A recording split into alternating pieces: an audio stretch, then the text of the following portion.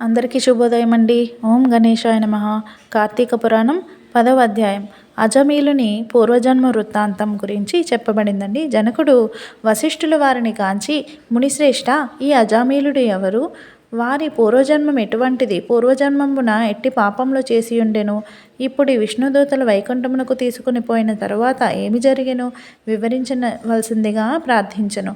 అంత ఆ మునిశ్రేష్ఠుడు జనక మహారాజును కాంచి ఇట్లు పలికెను. జనక, అజామిలుడు విష్ణుదూతలు వైకుంఠమునకు తీసుకొని పోయిన తరువాత యమకింకరులు తమ ప్రభువగు యమధర్మరాజు కడకేగి, ప్రభు, తమ ఆజ్ఞ ప్రకారం అజామిలుని తీసుకొని వచ్చుటకు వెళ్ళగా అచ్చటకు విష్ణుదూతలు కూడా వచ్చి మాతో వాదించి అజామిలుని విమానం ఎక్కించి వైకుంఠమునకు తీసుకొని పోయారు. మేము చేయనది ఏమీ లేక చాలా విచారించుచు ఇచ్చటకు వచ్చాము అని భయకంపితులై విన్నవించుకొనిరి. అవురా, ఎంత పని జరిగెను? ఎప్పుడు ఇట్టి విధముగా జరిగి ఉండలేదే. దీనికి బలమైన కారణం ఏదైనా ఉండి ఉండవచ్చును అని యముడు తన దివ్య దృష్టితో అజామీలుని పూర్వజన్మ వృత్తాంతము తెలుసుకొని, ఓహో, అది ఆ సంగతి. తన అవసాన కాలమున నారాయణ నారాయణ అని వైకుంఠవాసుని నామస్మరణ చేసి ఉన్నాడు. అందులకు గాను విష్ణుదూతలు వచ్చి వానిని తీసుకొని పోయారు.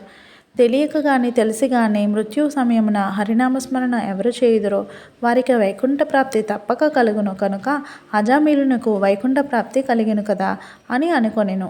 అజామీలుడు పూర్వజన్మలో మహారాష్ట్ర దేశమున ఒకానొక శివాలయములో అర్చకుడుగా ఉండెను. అతడు తన అపురూపమైన అందం చేతను, సిరి సంపదల చేతను, బలము చేతను గర్విష్టి అయి శివారాధన చేయక శివాలయం యొక్క ధనము అపహరించుచు శివుని విగ్రహము వద్ద ధూపదీప నైవేద్యములను పెట్టక దుష్ట సహవాసములను మరిగి విచ్చలవిడిగా తిరుగుచుండేవాడు. ఒక్కొక్కప్పుడు శివాలయంలో పరమేశ్వరునికి ఎదురుగా పాదముల నుంచి పడుకునేవాడు. ఇతనికి ఒక బీద బ్రాహ్మణ స్త్రీతో రహస్య సంబంధం ఉండేది. ఆమె కూడా అందమైన దౌట చేయనిది లేక ఆమె భర్త చూచియు చూడనట్ల నుండి భిక్షాటనకై ఊరూరా తిరుగుచూ ఏదో వేళకు ఇంటికి వచ్చి కాలం గడుపుచూ ఉండేవాడు. ఒకనాడు పొరుగు ఊరికి వెళ్ళి యాచన చేసి పెద్ద మూటతో బియ్యం కూరలు నెత్తిన పెట్టుకొని వచ్చి అలసిపోయి, నాకు ఈ రోజున ఆకలి ఎక్కువగా ఉన్నది, త్వరగా వంట చేసి పెట్టము అని భార్యతో అన్నాడు. అందుకు ఆమె చేదరించుకొనుచు నిర్లక్ష్యముతో కాళ్ళు కడుక్కొనుటకు నీళ్లు కూడా ఇయ్యక అతని వంక కన్నెత్తి అయినను చూడక విటునిపై మనసు గలది అయి మగని తోలనాడుట వలన భర్తకు కోపం వచ్చి మూలనున్న కర్రతో బాధెను. అంతా ఆమె భర్త చేతి నుండి కర్ర లాక్కొని భర్తను రెండింతలు కొట్టి బయటకు త్రోసి తలుపులు మూసివేశను. అతడు చేయనది లేక భార్యపై విసుగు జనించుట వలన ఇక ఇంటి ముఖము పట్టరాదని తలసి దేశాటనకు వెళ్ళిపోయాడు. భర్త ఇంటి నుండి వెడలిపోయాను కదా అని సంతోషించి ఆమె ఆ రాత్రి బాగా ముస్తాబై వీధి అరుగుపై కూర్చుండి ఉండగా ఒక చాకలివాడు ఆ దారిని పోచుండెను. అతన్ని పిలిచి, ఓయి, నీవీ రాత్రి నాతో రతిక్రీడ సలుపుటకు రమ్మని కోరెను. అంత నా చాకలి, తల్లి, నీవు బ్రాహ్మణ పడితివి, నేను నీచ కులస్థుడను. చాకలివాడిని మీరు ఈ విధముగా పిలుచుట యుక్తము కాదు. నేనెట్టి పాపపు పని చేయజాలను అని బుద్ధి చెప్పి వెళ్ళిపోయాను.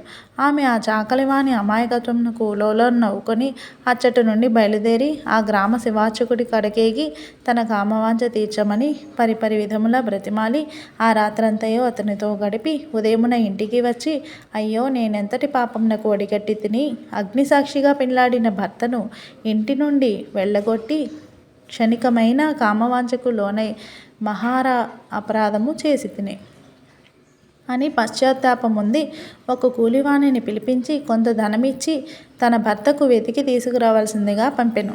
కొన్ని దినములు గడిచిన తర్వాత భర్త ఇంటికి రాగా పాదములపై పడి తన తప్పులను క్షమించమని ప్రార్థించెను. అప్పటి నుండి మంచి నడవడిక అవలంబించి భర్త అనురాగమునకు పాత్రురాలయ్యెను. కొంతకాలమునకు శివార్చకునకు ఏదో వ్యాధి సంక్రమించి దినదినము క్షీణించుచూ మరణించెను. అతడు రౌరవాది నరక కూపములను బడి నానా బాధలు పొంది మరల నరజన్మమెత్తి సత్యవ్రతుడను బ్రాహ్మణోత్తమునకు కుమారుడై కార్తీక మాసమున నదీ స్నానము చేసి దేవతా దర్శనము చేసి ఉండుట వలన నేడు జన్మముల పాపములు నశించుట చేత అజామీలుడై పుట్టెను.